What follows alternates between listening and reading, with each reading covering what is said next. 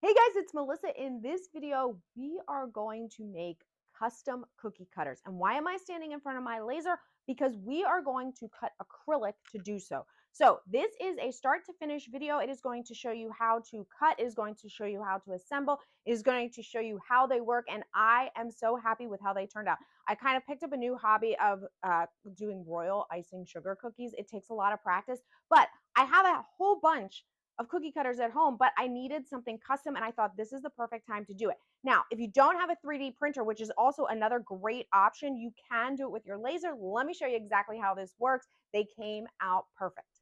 Okay, so here we are in xTool Creative Space, and I have imported my image.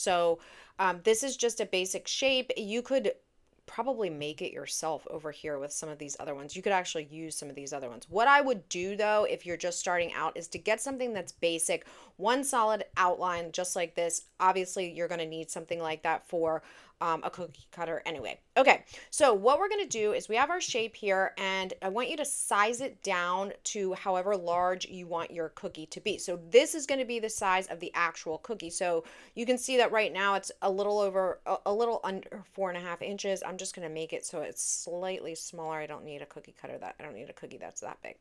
Okay, now, what we're going to do is add an offset, because if you cut this, it's simply going to cut out a shape of a bunny. We don't want that. We basically need a frame. So in order to do that, we need to add an offset. So I am going to open the offset panel, and what we have is an offset. The distance is up to you. My suggestion is to make it 0.1 inch so that it's large enough. Now, what I will show you is, I'm going to zoom in so you can see, but we don't want this little part here between that goes down in between the ears. Okay, we don't want that. What we want is something that's going to be a little bit more solid. So if you want to, you can increase the offset, or if you have the ability to open up the nodes and delete them, which you do here. So I'm gonna go in, and you're just going to select each one and delete. And what's going to happen is it's just going to, this is the frame. So it's not, whoops, it's not changing the shape of the cookie cutter at all. All it is doing, okay, and we're going to be, say, done. So all it is doing is changing the shape of the outer part of the frame. The inside part, which is inside this blue, remains the same. It's just going to make it easier for your laser to cut. So this piece will be solid here. Now, that's all you need to do. You now have your cookie cutter shape. So I am going to, what I would recommend that you do is group them together. So just right click, group, and then make a duplicate copy, okay? Because you need two of these. All right, so we're gonna have two. Now, the reason that you need two is because we are going to cut on a 1/4 inch acrylic, but we need our cookie cutter to be about a 1/2 inch tall. So we're going to stack these eventually on top of each other. Okay, so you're just going to make two of them. All right, now what you need to do is set the processing. So both of these are going to be cut, and you need to tell it what material you are using. So we are going to use, from up here, a 1/4 inch acrylic, transparent acrylic. That's what I'm using. I would not, don't use wood or anything like that. You need to use some type of acrylic, and the 1/4 inch is good because it's already thick to start.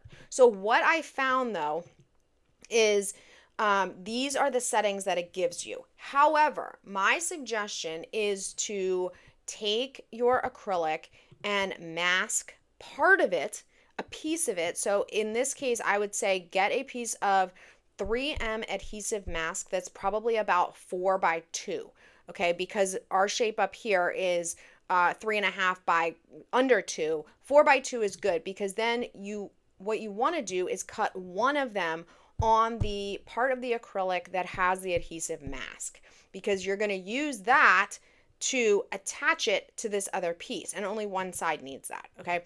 But what I found is when you do that, when you put that mask on there, it just makes it a little bit more difficult for the laser to get completely through. And so what I did was I slowed the speed. I kept everything the same, except I slowed the speed to a 5.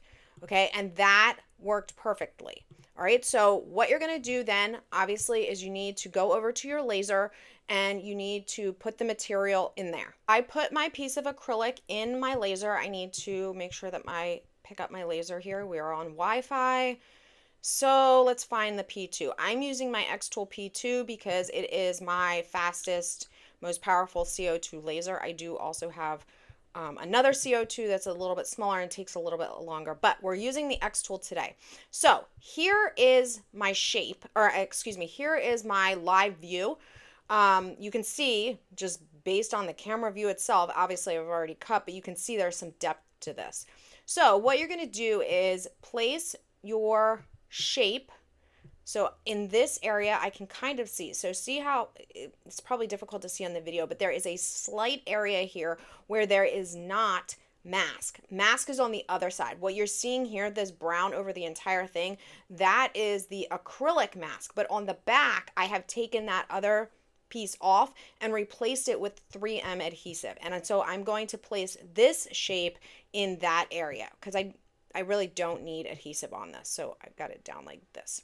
Okay, so what we need to do, and again, I would recommend that you do a close-up view of this to just make sure, because the angle on this can be a little bit off, and since we're trying to hit so tight against the edge, you just want to make sure that you have you're hitting your material. So I'm actually going to move this a little bit down.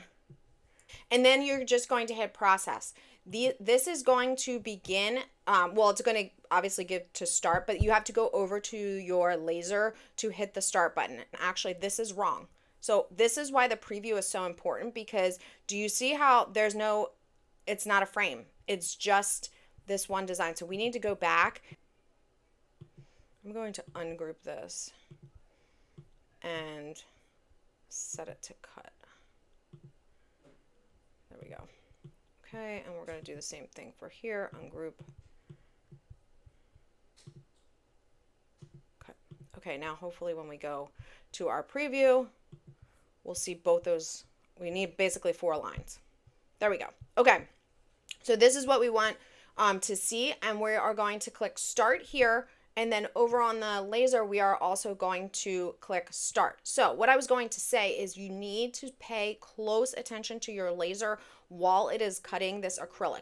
Not only is this acrylic very thick, but you've got that adhesive on the back and you still have the mask on the front. And if you have anything in your laser bed, because the power is so high and the speed is so low, you are at risk of flare-ups. So stay very close, and if you get any type of flame, you want to make sure that you power off your laser. Okay, so just stand by it. Do not walk away from your laser when you are working with anything, especially something like this where the power is high, the speed is low. That is the riskiest type of laser cutting. Okay, so when the cutting is done, you are going to end up with 2 pieces. Now, I'm going to warn you, this is a little bit different than the version that I showed you earlier in the video. It's obviously the same shape, but you're going to see what I mean in a second. So you're going to have 2 pieces, 2 frames, all right? So each one is going to have the acrylic cover on one side, one piece is going to have the mask on the second side, and then the other one is going to have the acrylic cover on both sides. You need to remove all of that.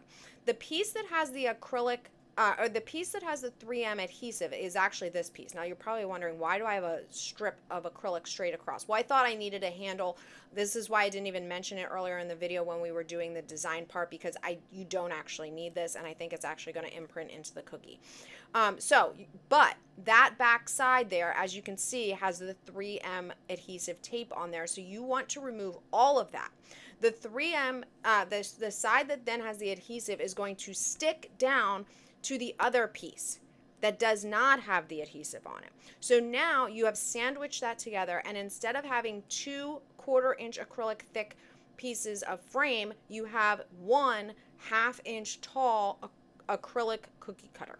So I'm super happy with how these cookies came out with the cookie cutter. I'm really excited that I can now make my own custom cookie cutters with my laser. I am hoping that at some point I can try it. I do have a 3D printer. It's very slow, which is why I picked this one. There are other options, including a bamboo. A1 is probably the most financially effective, or I should say easily attainable 3D printer that you could use. It has a large bed.